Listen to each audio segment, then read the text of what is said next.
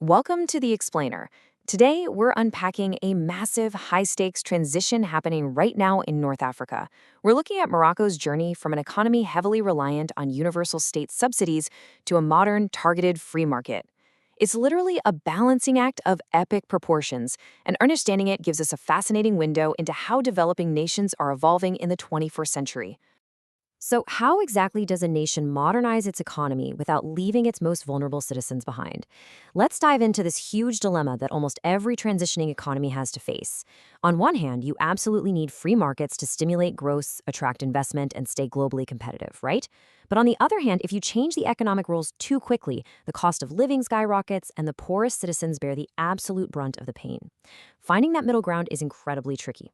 To understand how Morocco is handling this transition, we'll walk through 5 key stages: the theoretical crossroads, Morocco's managed gradualism, the risks of the transition, dismantling the old compensation fund, and finally, the new social register. Whenever a country decides to modernize its economy, it inevitably faces a clash of two distinct macroeconomic strategies. Basically, you've got to pick a lane. First up is what economists call shock therapy. Think of it as just ripping the Band-Aid off quickly. The goal here is to let the invisible hand organize the economy practically overnight. You end price controls, stop subsidies, and privatize state industries all at once. The theory is that it quickly breaks up inefficiencies.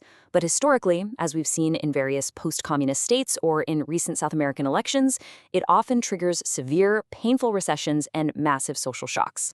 But on the flip side, in stark contrast, we have gradualism. This is much more of an evolutionary, step-by-step method. Instead of blowing up the old system overnight, the state phases out controls slowly. They prioritize building market infrastructure, like regulatory bodies and social safety nets, before fully opening the floodgates. It's specifically designed to cushion the social blow. So you can see the clear trade-off here, right? Do you prioritize the speed and immediate financial relief of shock therapy, accepting the super high risk of social distress and output contraction? Or do you choose the phased sequencing of gradualism, which lowers those initial social costs, but carries the risk of a much slower, dragged-out reform process? Faced with this exact theoretical crossroads, the Moroccan government opted for that second, phased approach. They deliberately chose managed gradualism. They're walking a wildly precarious tightrope, trying to slowly shrink their budget deficit from 4% down to 3% by 2026. And they're trying to pull this off without triggering a systemic collapse or widespread social unrest. They want the benefits of the free market, for sure, but they are trying really hard to engineer a soft landing. But look, walking a tightrope is incredibly dangerous when strong winds are blowing. And in Morocco, those winds represent deep, systemic, socioeconomic vulnerabilities that the government simply cannot ignore. Just look at how fragile the formal labor market actually is. Out of the entire active population, less than 10% are in formal private employment. That means a massive chunk of the workforce, around 80% of jobs overall, exists entirely in the informal economy, meaning they lack robust social security or job protection. When you pair that structural fragility with a staggering 36.7% youth unemployment rate as of 2024, well, you start to see exactly why rapid shock therapy could be absolutely devastating. Opening up domestic markets to unrestricted foreign competition overnight could lead to widespread bankruptcies for local producers, pushing this unemployment number even higher. Plus, you have to consider the inequality gap. Morocco has a Gini index of 40.5, making it the most unequal country in North Africa. For the 1.6 million citizens currently living in poverty, a sudden overnight spike in the price of basic goods isn't just an inconvenience, it's a full-blown crisis. Despite all those enormous risks, the government knew it couldn't just sit on its hands. It had to scrap its vastly outdated and incredibly expensive universal subsidy system, historically known as the compensation fund. So why dismantle it? Well, even though this fund was super popular with the public for keeping prices low, it was deeply, deeply flawed. By 2015, it was eating up 4.5% of the entire national GDP. And here's the craziest part. It was actually a regressive system. Because it subsidized commodities universally, wealthy households with more cars and bigger homes ended up consuming way more. A 2015 analysis actually showed the lowest income third of the population received a measly 7% of the fuel subsidies. This is what gradualism looks like in action. They didn't just end the subsidies on a random Tuesday. It's been a slow, heavily managed phase-out spanning more than a decade. They started with fuel indexation back in 2013, completely removed liquid fuel subsidies in 2015, and now, between 2024 and 2026, they're slowly decompressing butane gas prices, increasing the cost of a 12-kilogram cylinder by just 10 dirhams a year.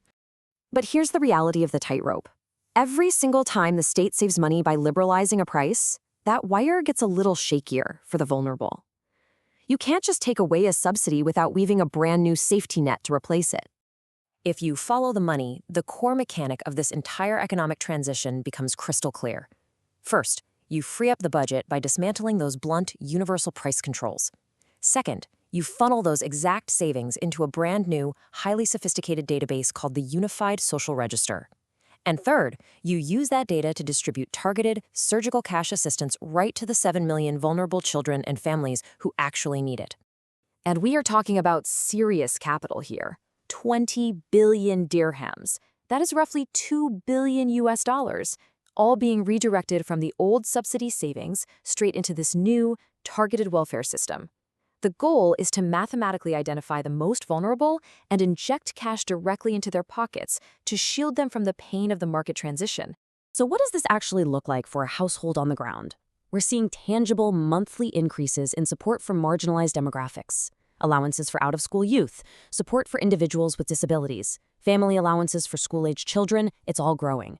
By 2026, overall social protection spending is expected to hit $4 billion, backed in part by international financing from the World Bank. Which brings us to the ultimate question. Morocco has chosen this fascinating, highly orchestrated path of gradualism over the chaos of shock therapy. But as prices naturally rise and the old subsidies fade away, we have to ask, will this massive, data-driven safety net be deployed fast enough and broadly enough to outpace the immediate pain felt by everyday citizens? It's a race against time, and the whole world is watching to see if this model can succeed. Thanks for joining us for this explainer, and we'll leave you to chew on that one.